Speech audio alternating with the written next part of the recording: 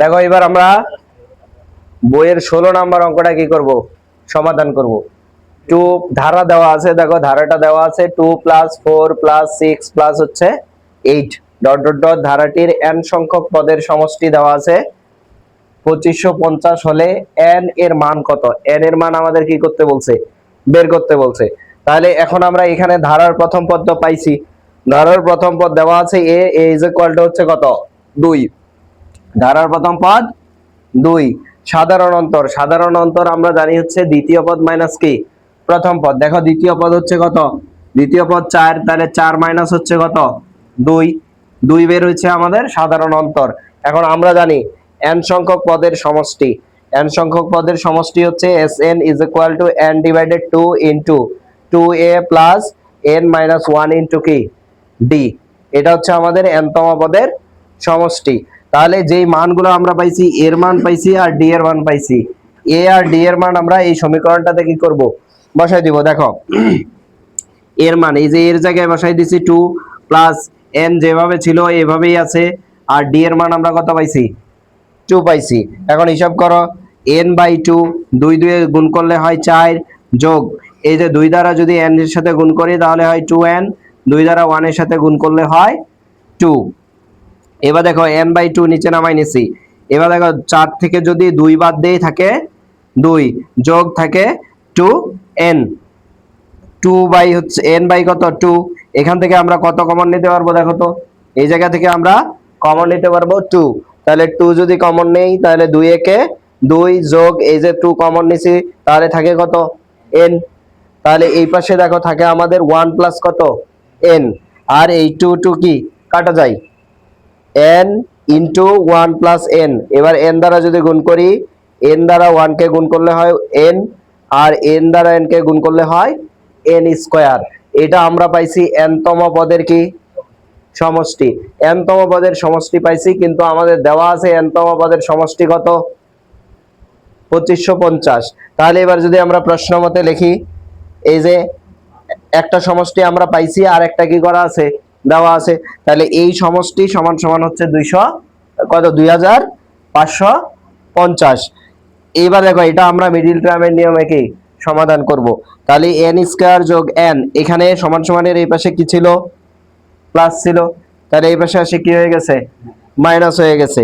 এবার দেখো আমরা এইটুক কিভাবে পাইছি, এইটুক আমরা কিভাবে পাইছি এটুক দেখব। এটুক করার ক্ষেত্রে প্রথমত আমাদের কি করে নিতে হয়, লসাগু করে নিতে হয়। দেখো এটা মিডল টার্ম বের করার নিয়ম হচ্ছে কি লসাগু করতে হবে। তাহলে দেখো 2550 কে আমরা যদি 2 দ্বারা লসাগু করি তাহলে কত হয় 1275। এখন এটা 2 দ্বারা যায় না, তারপরে যায় 3 দ্বারা, 3 দ্বারা করলে হয় 425। এই আর 3 এর পরে আবার কত দ্বারা যায় 5 দ্বারা যায়, তাহলে 5 দ্বারা যাইলে হয় 85, আবার 5 দ্বারা যদি ভাগ করি তাহলে হয় কত 17। এখন এটাকে আমাদের হিসাব করতে হবে, যোগ বিয়োগ করে এই জায়গায় আমাদের কত আনতে হবে n আনতে হবে, n মানে হচ্ছে 1, তাহলে 1 আনতে হবে প্লাস 1 হবে, আর এখানে কত হবে গুণ করে কত হবে 2550। এবার দেখো তো আমরা যদি এই যে 17 কে 3 দ্বারা গুণ করি তাহলে কত হয় 51 হয়, 3 17 51। আর এই যে দেখো 5 5 এ 25 আর 2 এ হচ্ছে 50, এই যে তাহলে আমরা যদি 51 থেকে 50 বাদ দেই তাহলে এই যে প্লাস কত থাকবে n থাকবে, n মানেই কত 1। তাহলে এখানে আমরা এই জন্যই করছি কত 51 n মাইনাস কত 50 n।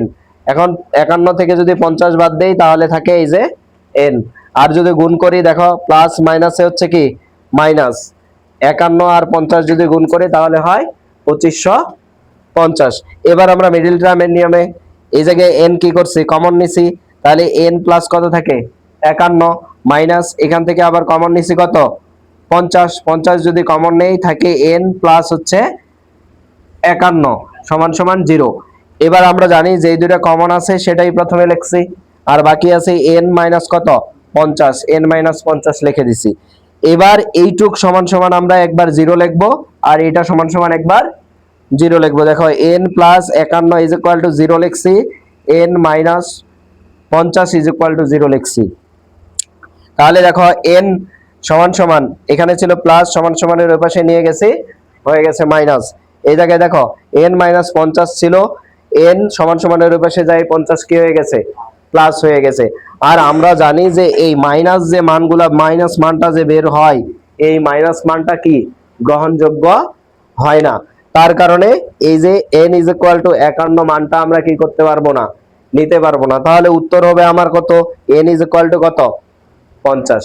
তাহলে এই যে n এর মান আমার যেটা বের করতে বলছিল, তাহলে এটা আমরা পাইছি n ইজ ইকুয়াল টু কত বলতো, 50।